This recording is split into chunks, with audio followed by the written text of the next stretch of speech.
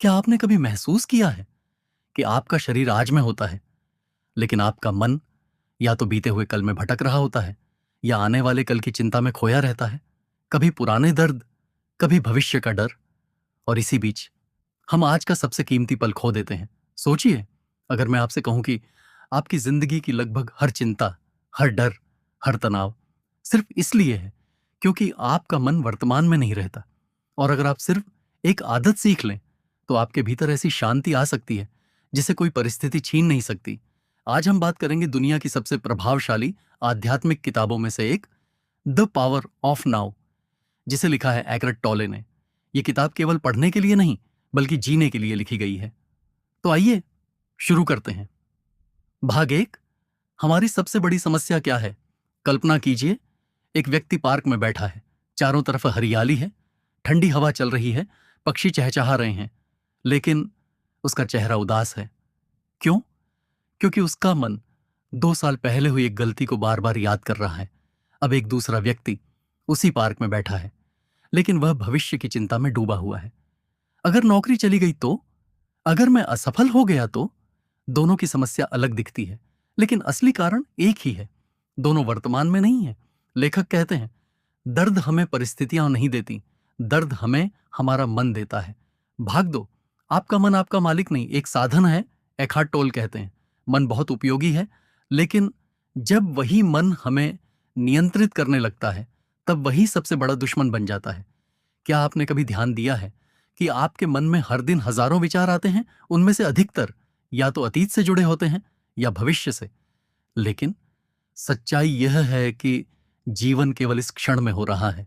अतीत एक स्मृति है, भविष्य एक कल्पना है, असल जीवन सिर्फ अब भी है। भाग तीन, वर्तमान में रहने की शक्ति। मान लीजिए आप चाय पी रहे हैं, लेकिन मन ऑफिस में है या मोबाइल पर है या किसी पुराने झगड़े में है। क्या आपने सच में चाय पी? नहीं। हमारा अधिकांश जीवन ऑटो पायलट पर बीत जाता है। लेखक कहते हैं, जब आप पूरी जागरूकता के साथ हर छोटे काम को महसूस करते हैं तभी जीवन शुरू होता है। जब खाना खाएं तो सिर्फ खाना खाएं, जब किसी से बात करें तो पूरी तरह सुनें, जब चलें तो हर कदम महसूस करें। यही है द पावर ऑफ नाउ। भाग चार, दर्द का शरीर, पेन बॉडी। इस किताब का सबसे अनोखा विचार है पेन बॉडी। लेखक कहते हैं, हमारे अंदर पुराने दुख, अपमान, गुस्सा और दर्द ऊर्जा की तरह जमा रहते हैं। जब कोई छोटी सी घटना होती है तो वही पुराना दर्द फिर जाग जाता है। उदाहरण के लिए, किसी ने आपको हल्का सा कुछ कह दिया, लेकिन आप बहुत ज्यादा गुस्सा हो गए। असल में आप उस व्यक्ति पर नहीं, अपने पुराने दर्द पर प्रतिक्रिया दे रहे थे।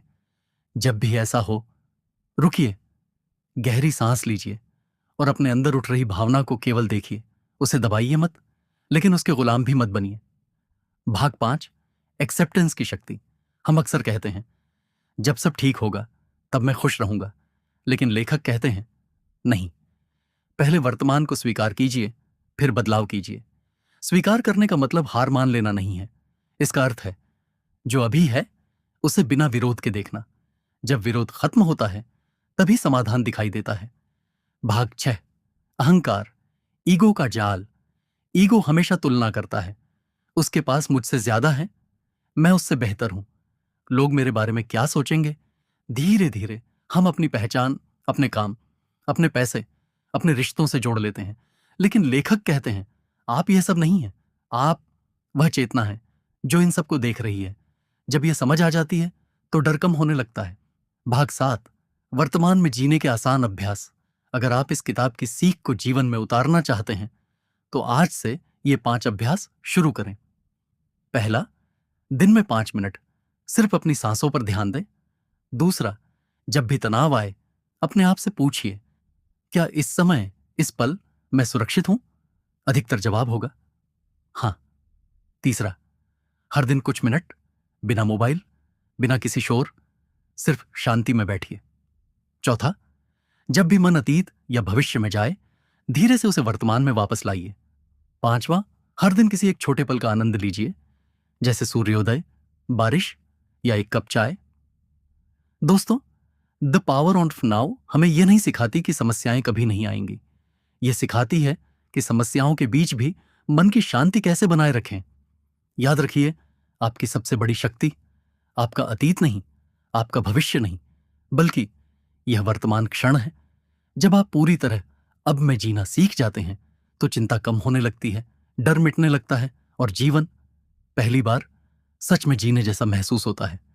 अगर आपको द पावर ऑफ नाउ की यह समरी पसंद आई हो तो वीडियो को लाइक करें, अपने दोस्तों और परिवार के साथ शेयर करें और ज्ञान सूत्रा चैनल को सब्सक्राइब करना ना भूलें। कमेंट में हमें जरूर बताइए, क्या आपका मन ज्यादा अतीत में रहता है या भविष्य की चिंता में? हम फिर मिलेंगे एक और ऐसी किताब के साथ जो आपकी सोच नहीं, आपकी पूरी जिंदगी बदल सकती है। धन्यवाद।